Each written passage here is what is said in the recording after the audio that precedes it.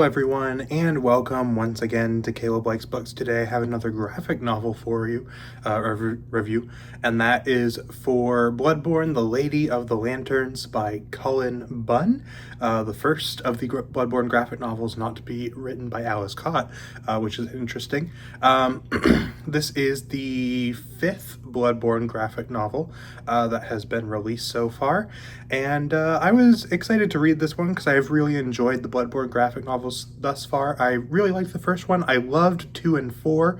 3 was a little bit of a mixed bag for me, but I have generally enjoyed all of them so far.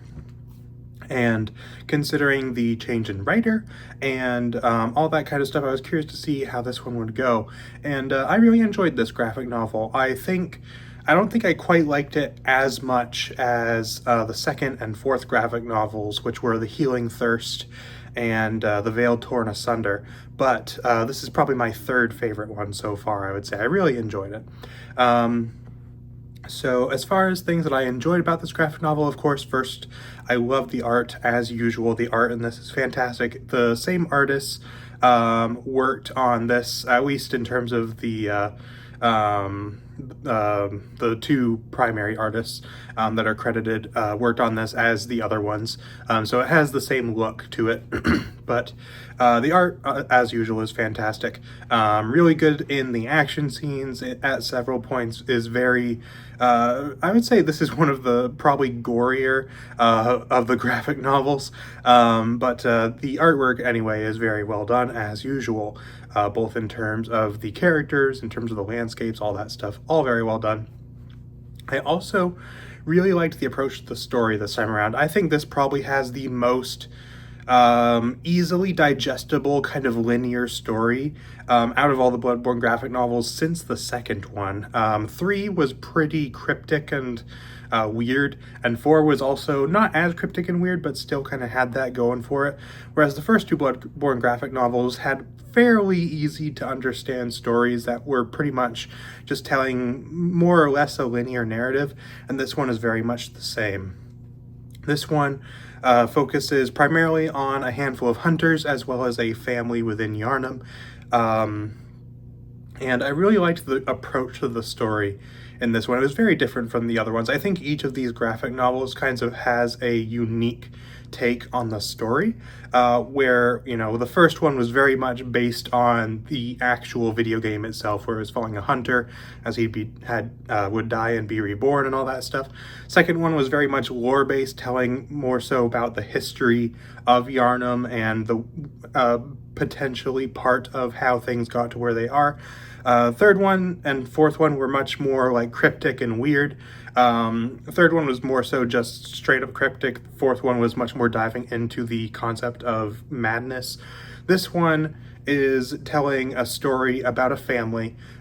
Feels much more, to me, emotional and intimate in terms of its story, and also much more melancholy and bleak than some of the other ones have been. To me, this is the saddest of the graphic novels, that is one thing I appreciate about all of these. Something I appreciate about this one in particular is that all of these graphic novels kind of capture a certain aspect of the storytelling in Bloodborne, the video game.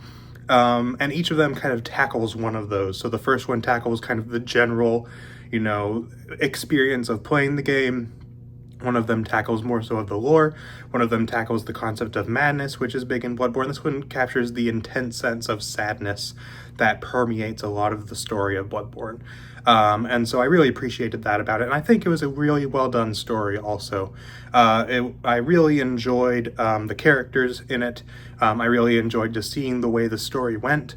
Very, very well done, and definitely, like I said, kind of captured that sadness feeling that Bloodborne tends to have. It reminded me very much of some of the character stories that you actually see within the video game, because there's several of those that do not end very positively, and it really kind of captured that same feeling. I also Liked the integration of the lore into this one. This one focuses a lot on the titular Lady of the Lanterns, and given that name, you can assume that this relates to the Winter Lanterns that are in the video game Bloodborne.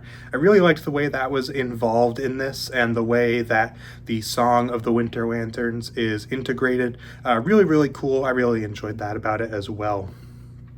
And that really is most of what I have to say about this one. Very action-packed, had a lot of action in it, but also a lot of story as well. I think this is, in terms of combining theme, story, and action and all that kind of thing, I think this might be the most well-rounded graphic novel out of Bloodborne, kind of combining all those various elements together.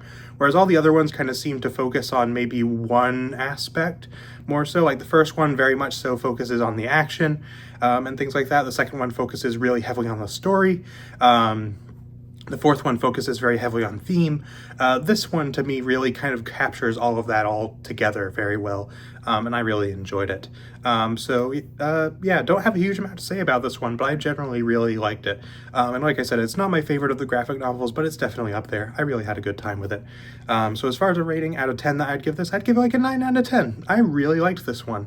I don't know what the general consensus on this is. I know that generally it seems like people like the earlier graphic novels better, like the first two, the most out of all of them.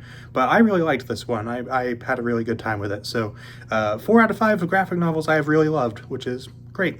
So that's pretty much it for this video. I will be reading the final Bloodborne graphic novel probably sometime soon. I believe that one's called The Bleak Dominion. So I will be reading that soon, and you can expect me to have a review for that on the channel sometime in the near future. So if you've read this graphic novel before, let me know what you think of it. If you really like it, if you didn't, whatever you thought, how do you think of it in comparison to the others? Whatever you thought, let me know down in the comments. So that is pretty much it for this one. So thank you all for watching, and I will see you all next time.